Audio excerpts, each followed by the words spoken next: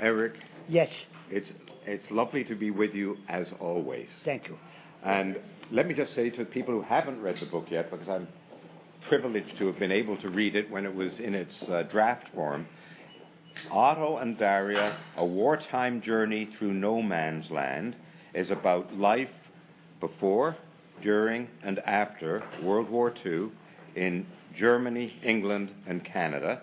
It's about culture, history, family, war, not family war, family, war, romance, and coming of age. And it's a story about Eric himself, because Otto is Eric. Otto is Eric. Where's Beverly? I can't see you. Yes. Oh, yes, hello. Because she's a leading character, not in the book. She's not Daria. No. Because what happened was, I, whose name used to be Otto, had a bunch of letters which Daria had written to me. And I have had these letters in my desk for 50 years. And I had the feeling that they were interesting, publishable, interesting. And I took them to my friend David. And David read one or two of them, all of them, and said two things. He said one thing which I thought total nonsense, because he said, "Do you realize they are love letters?" And I said, "You are totally insane, insane." And the other thing, it was not insane. But I thought it was insane. But you can ask me more about that. Oh, but the other thing he said was, "Would you mind terribly if I took them to Beverly?" And so he took them to Beverly, and Beverly looked at the letters and said, "Indeed, this is an interesting girl with an interesting voice." And then she gave me some good advice. This at the beginning, and many bits of good advice ever since. And that is, remember, when you write this book, that it is not a book about Daria, it's a book about you, Otto, me. And I try to remember this. And then she also said something else. This was 3 years ago, 3 years ago, 2, 3 years ago. Mm-hmm. And she said to me, she said, "You are now 93. Maybe it was 94. You are 93 or 94, whatever it was. Hurry up!"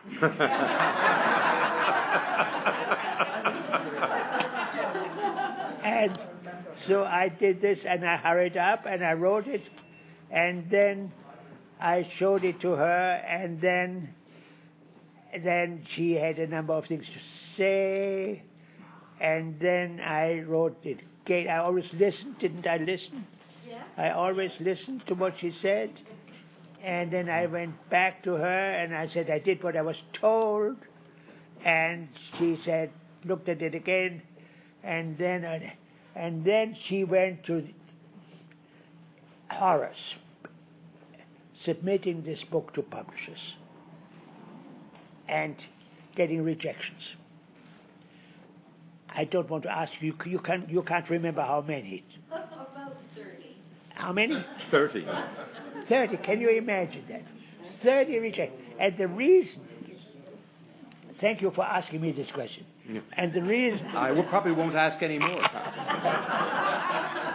The reason is that the reason why this book was rejected until finally the University of Regina stepped in, and I had the most lovely relationship with them.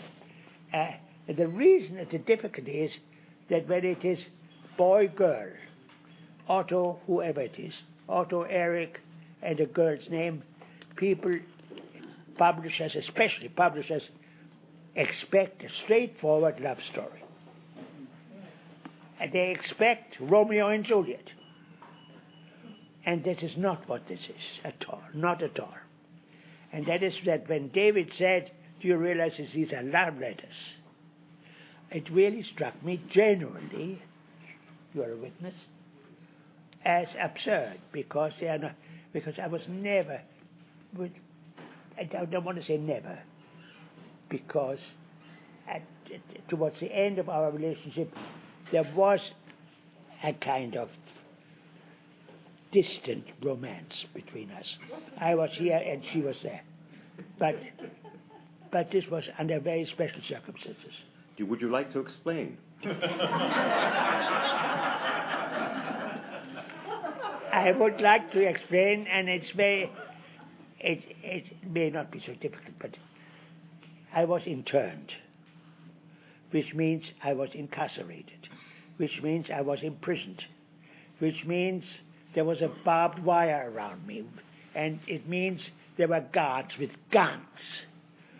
And it's not for a month or two, but for a year and a half. First in England and then in Canada. And towards the end of this, once it became possible, which had not been for a year or so, to be released in Canada, I found the waiting for the day of liberation, it was intolerable for me to wait. The wait was so long, and I went, I don't want to say I went berserk, but I began to suffer from what I called an internitis. And then I began to write things to Daria, which played with the idea of what one might call romantic love. So to that extent, it was Romeo and Juliet. And to that extent, he was not wrong when he said these are love letters. But at the beginning, of course, I did not... she was 17 and I was 18, and she was just much too young.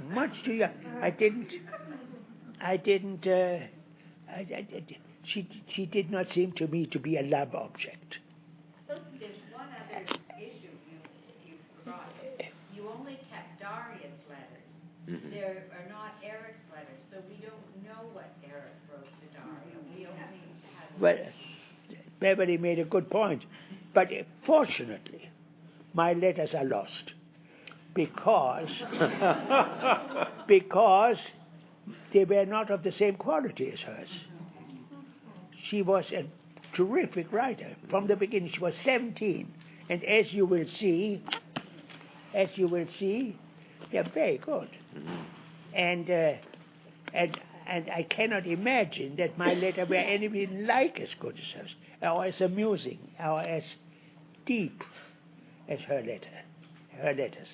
And she also had a very interesting time. She was an English girl, London girl, and she had a very distinguished family. Her father was a great pianist, and her mother was a violinist. And it was a very well-established family in London. And all the great musicians were friends. And I was hugely impressed by this.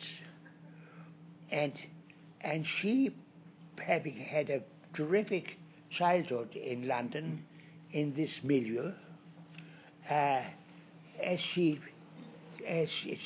went to school, and then she got out of school, and had to become an adult. She found this exceedingly difficult. And her parents were older, and she was playing with the idea of becoming very left-wing, and she was pushed into the London School of Economics, and nothing would bore her more than economics, and then she tried to get jobs, and in the year of 1940-41, during the Blitz, I think she had 17 jobs. She couldn't hold a job.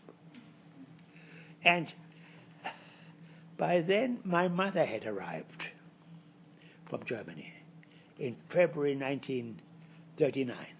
My mother had just arrived and met Daria. And also had tea with the Hambourgs, with the family, and it was all very nice. And she liked Daria. And Daria wanted to take German lessons. She was interested in learning German. And my mother, she asked my mother, would you give me German lessons? And how much would I have to pay? And my mother said, anyhow, Daria said, I can't pay. I couldn't pay. And then my mother said, okay. All this is in this book, by the way. And then she said, okay, I'll come on Tuesday at 9 or Tuesday at 3 in the afternoon. And she arrived on Wednesday at 5 or something. and this was very characteristic of her, of Daria, because she was chaotic. That's why she couldn't hold a job. She had no discipline. She was very, very much adrift. And I did not realize until much later that she, in fact, had a problem. I guess it would now be called bipolar. She had a problem. Of course, I had no idea. But that must have been an explanation of her instability, of her drifting. And this then became serious. It became serious. Thank you for asking me that question. Because we kept on this correspondence. I then came to Canada and the internment and all this, which I describe in some detail. And after 5 years, I was a student at the University of Toronto and had girlfriends, and Daria faded. We carried on a correspondence, but by 1943, by mutual consent, there was no question about it. It evaporated. That is what happens when one has girlfriends. They come and go. I wouldn't know anything about that. And then time passed, and I got married, and I went and I thought of Daria occasionally, but not too much.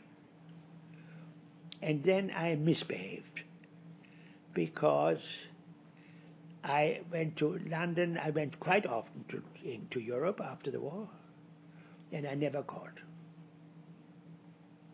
She had drifted away, never called. I had other things to think about, and other things to never called. And then, 50 years later, in the 90s, in the early 90s, I had these letters. And I went to my friend David and my friend Beverly, and had to find out when we decided these letters should be published. Yes. And you did it? Yeah, okay. Oh, yeah. I just, may I finish the sentence? Yes, no. Yes, of course. When I decided the letters should be published, the first thing they had to find, what happened to Daria? Mm-hmm. And I didn't know. I did know that there was a sister in Cambridge. And Madeline, where's Madeline? Over here. Madeline and I went to see the sister in Cambridge. And we found out that Daria had died. She died, she was 70-something when she died. And she had died just a few years before we met Nadine, the sister, who was older. And we found out that she had spent 20 years, the last 20 years of her life, institutionalized in Devonshire as a patient of a priest, a psychiatrist priest, a psychiatric priest, and a priest, not just an ordinary priest, like you and me, not just an ordinary priest, but a Russian Orthodox priest. And she, my friend Daria, good Jewish girl from London, had become Orthodox, and seriously Orthodox, and spent her last years in the care of this very nice man with whom I found out from Nadine, I found out his name, got in touch with him. And I have from him in the last chapter in this book a long story of his relationship with Daria. And it's very touching. Mm-hmm. And it is very complicated and interesting because he kind of loved her. But he also found her intolerable because she was so chaotic. But she also went very serious mental disturbance. And in her manic phase, she was and then suicidal. And now, I'm nearly finished.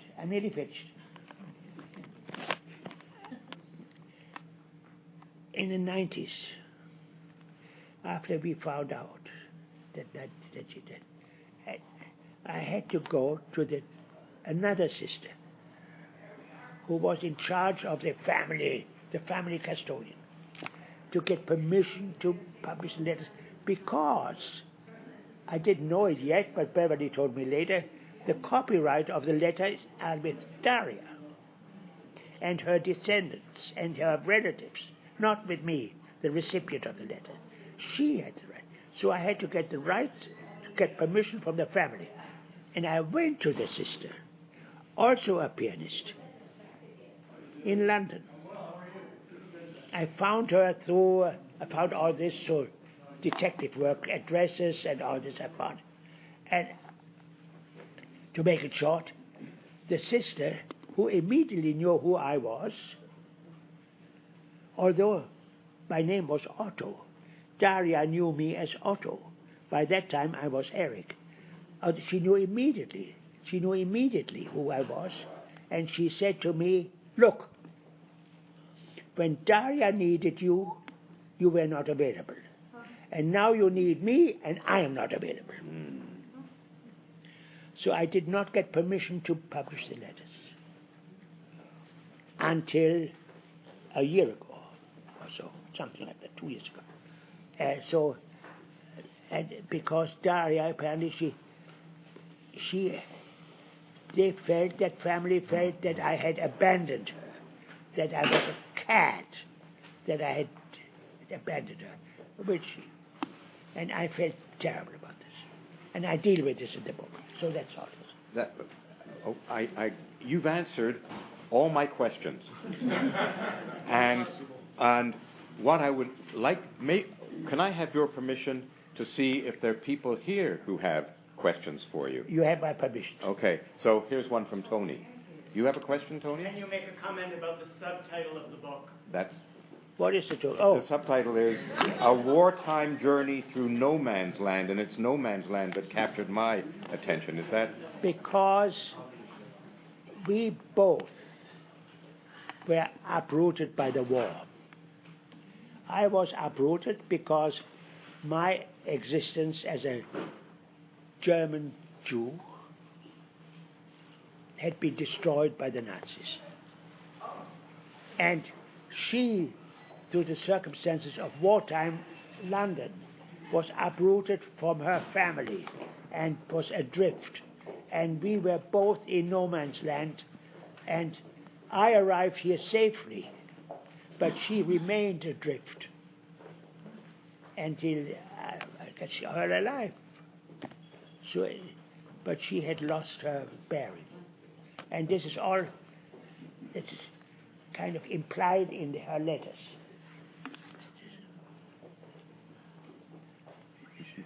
Okay.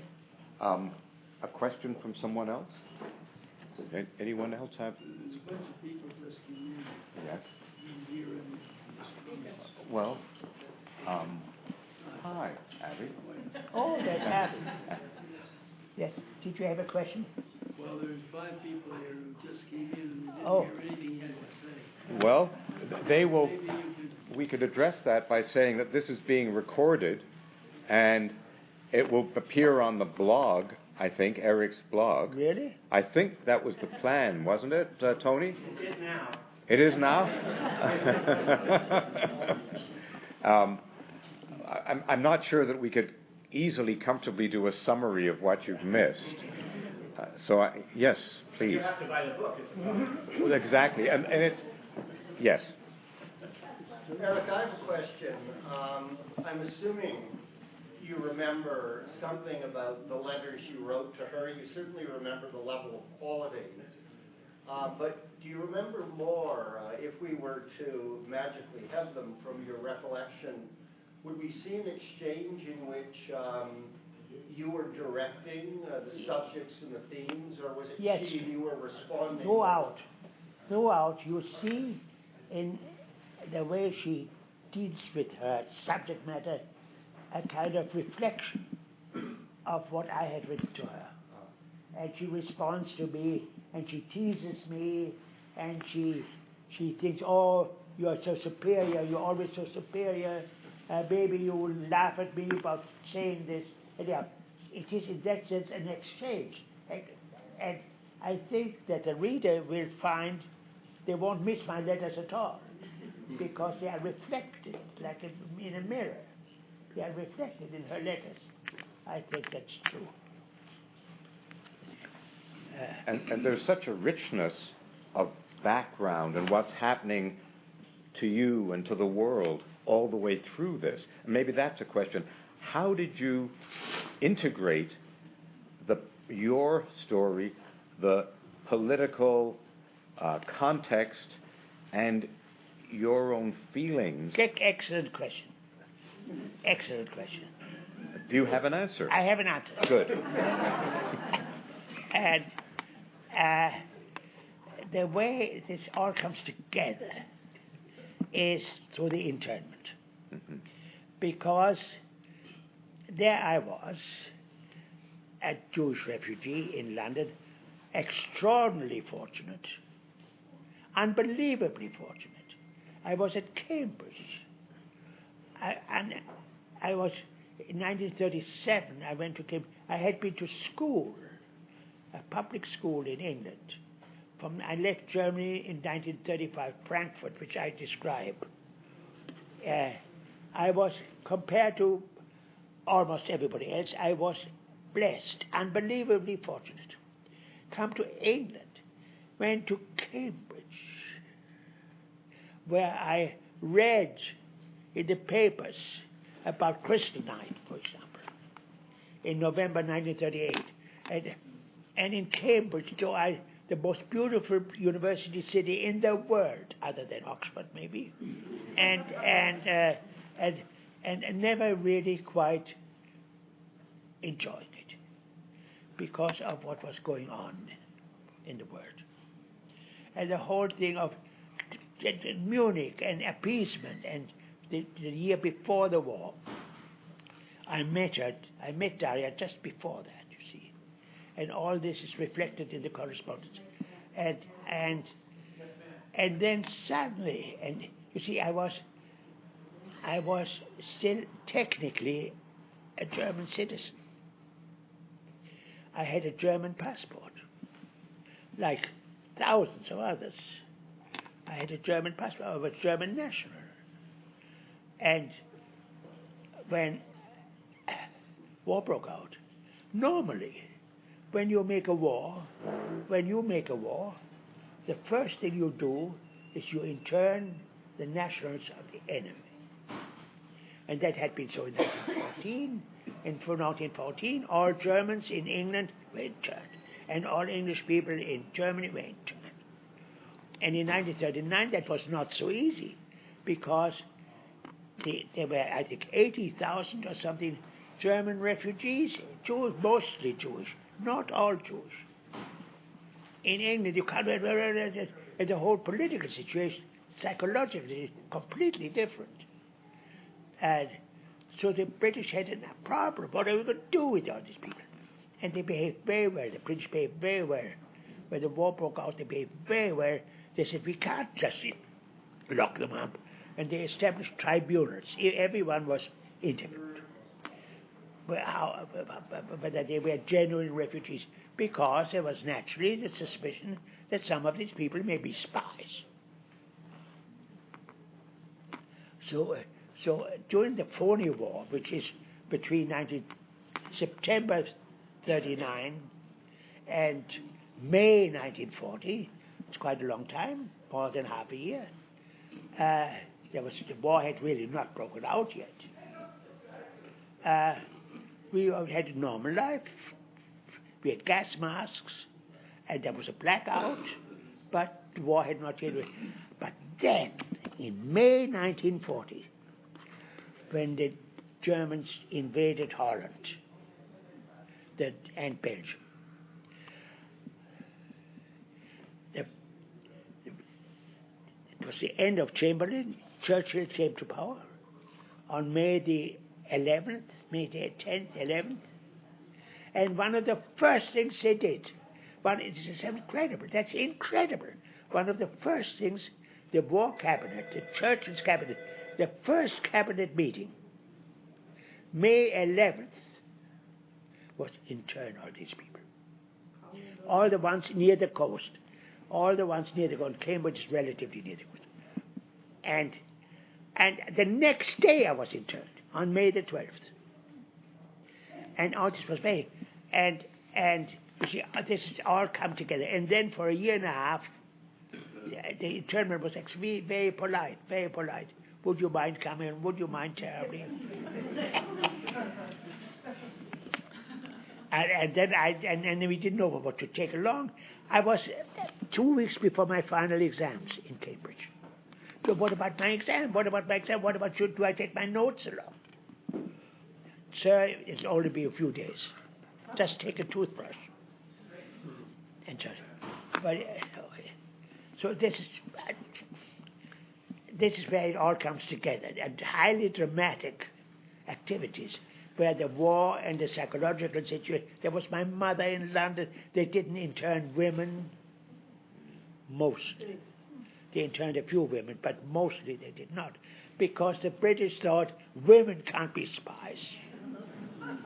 Only men can be spies. They never had they hadn't seen Mata Hari. Now, speaking of that kind of drama, would you object if this became a film? Let me just quote from the Right Honourable Adrienne Clarkson. Everyone who's seen the cover knows that she said, "In Otto and Daria, the past is painted with the brush of a novel, but made all the more convincing by its truth. It would be a fabulous film." Would you like that? Of course. Oh, okay. Thank you. Would you like to make it?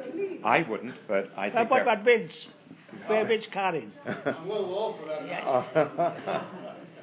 Brad Pitt in your role.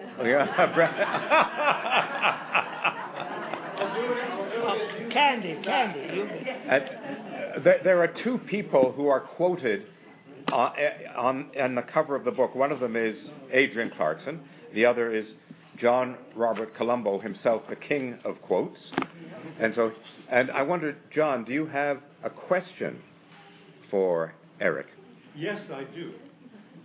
I wonder, Eric, if you would object to allowing a writer, not myself, but a fiction writer, to create or recreate the letters that you wrote to Daria that have now disappeared, and these be published as a sequel.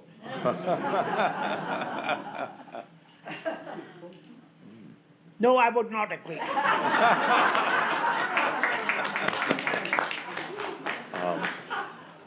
You have a question? Eric, when you wrote the book about your internment, 3.5 decades ago, did the letters you had in that drawer come out, and were they useful in writing that book? No. Not really. I mean, not really.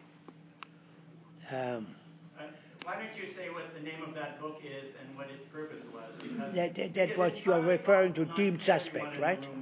Yeah.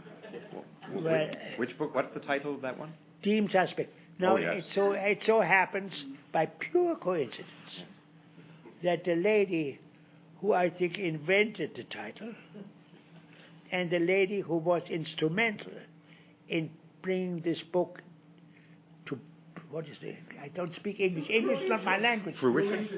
To fruition. Okay. It's sitting right there. And it was thanks to her. And because one reason is that her brother was also interned, slightly younger brother, who is also is a very good friend, and he was a terrific man lives in New York and has just written a book, and the most amazing story. It's the most amazing thing. He is a scientist, Terry, the brother, and he's written now 2 books about Einstein. He had, through cunning and good luck and skill, access to some papers, Einstein papers in Princeton, which had not been published at all. And one, and it's extraordinary, one is a kind of a diary of Einstein, which Einstein traveled a lot. He was a huge celebrity and traveled a lot and kept a diary. And Terry had access to these diaries.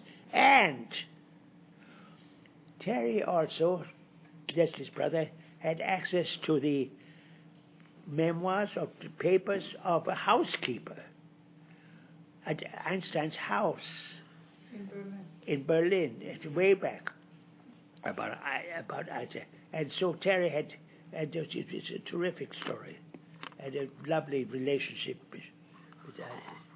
Strangely enough, he has just published his own autobiography. Yeah, he also did the same thing, yes. Yes, please. Excuse me for a moment. Yeah. You didn't answer the question, Dad.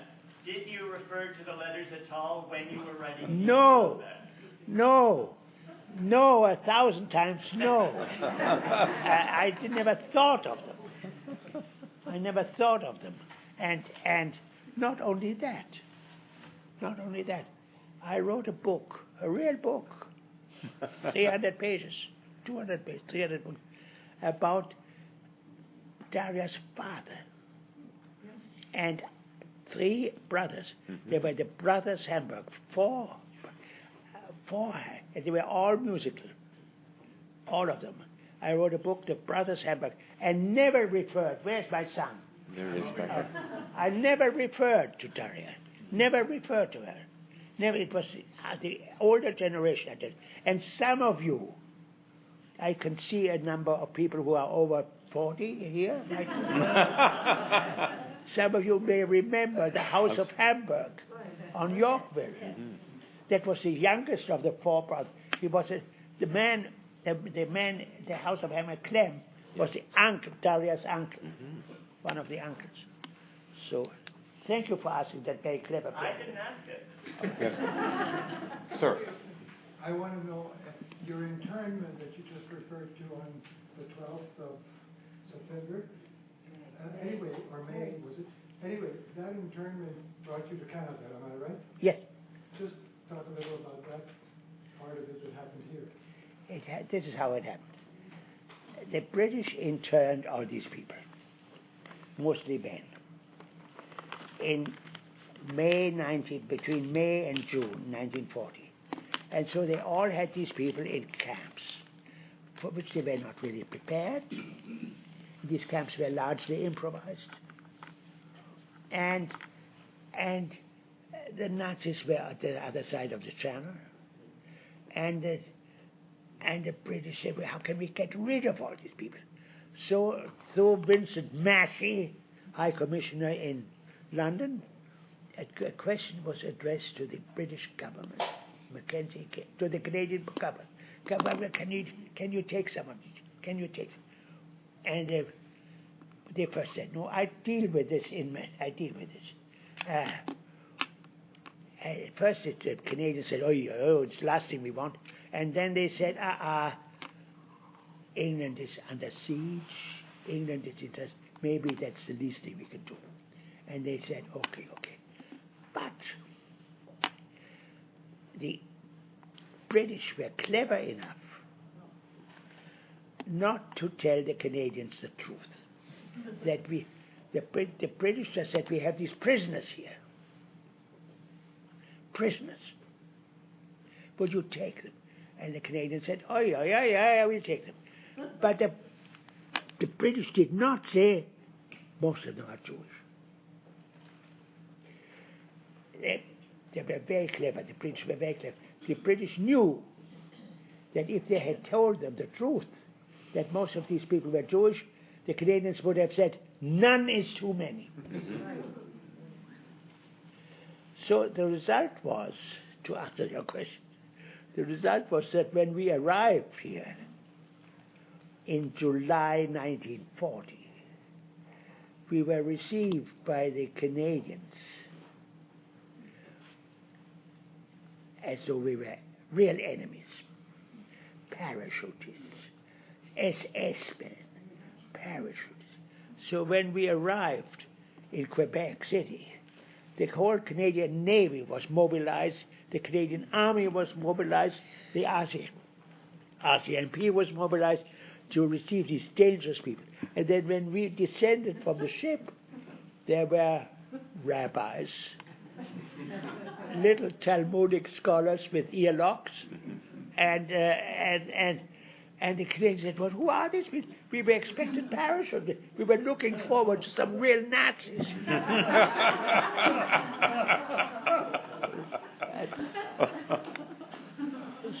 And this is, you think it's a joke. For a whole year, it was beyond the capacity, and let's not blame them, it was beyond the capacity of the Canadian military to understand the situation. They thought, my God, these people speak German. Why aren't they? Who are they? What are they? And they could not understand it. And when the Canadians said, "You're prisoners of war," we said, "Our prisoners? We have nothing to do with the Germans. We are the first victims of the Germans." The Canadians would not understand that. They said, people speak German. Aren't they Germans? Aren't they Germans? There was a sergeant major in one of our camps, Sherbrooke camp, who was Scottish. He was a used car dealer from Sherbrooke. He was a sergeant major. He was a Scottish. He came from Scotland. He hated the British. He couldn't understand us, who wanted to fight the Nazis for the British, for the English king. He didn't understand this. He did. All we wanted was to do our bit to get to understand. It was very hard for the Canadian authorities to understand the situation we were in. I deal with this. If you think these stories you've heard orally today are interesting, when you read the book, your eyes will go very, very wide. Now, in my previous life, I was used to interrupting people and asking leading questions and then cutting them off at the right time. In my current life, which is as a therapist, I don't do that very much anymore. And I don't know if I should say to you what one of my favorite therapists used to say to me: it's time. And I don't know. Is it time yet, or should we extend the session? Maybe I think it's time. And a question? Okay, please. Oh, two more questions. Okay, we'll. One thing I can't understand is how come her sister had copyright of the letters she sent to you? How did she know you had the letters? And how did she get the copyright of it? Did you get it? No. You just have it. Yeah.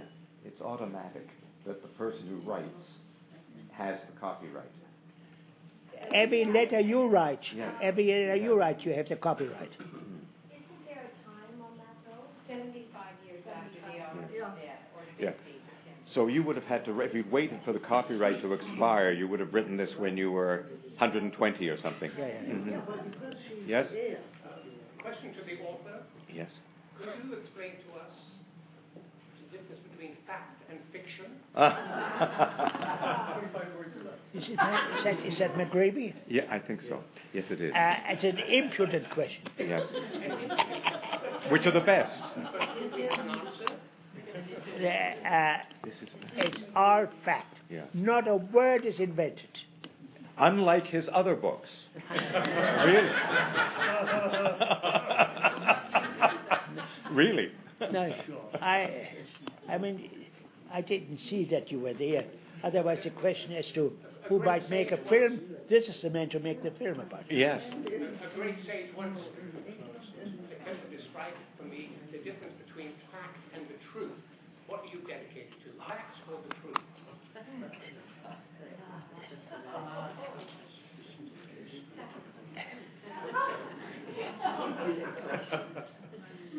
I understand what you're saying. You're trying to trap me.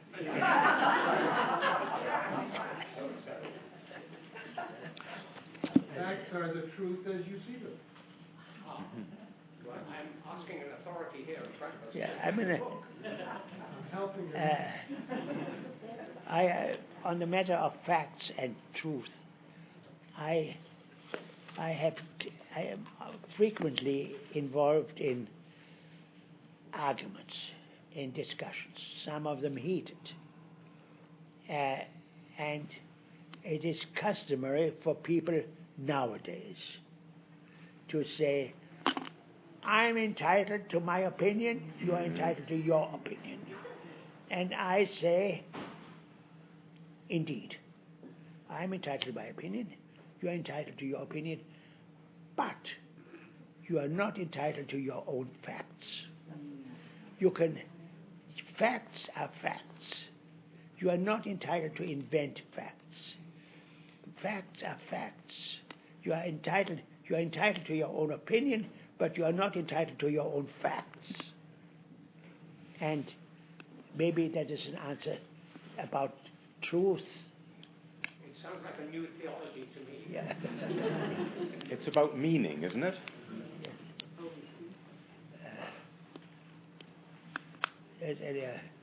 The fact is, this is very, very conscientiously not invented.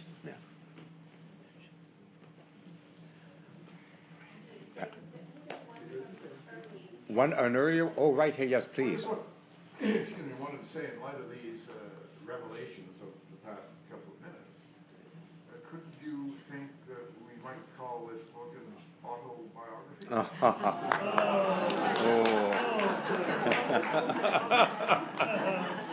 An auto.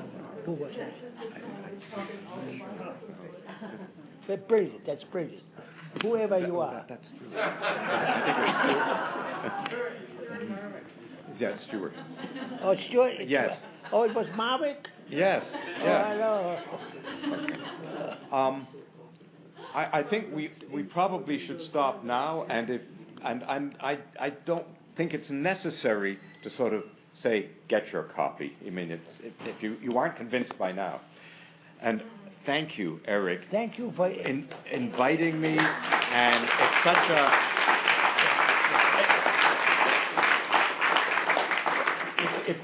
This is a love story. Thank you.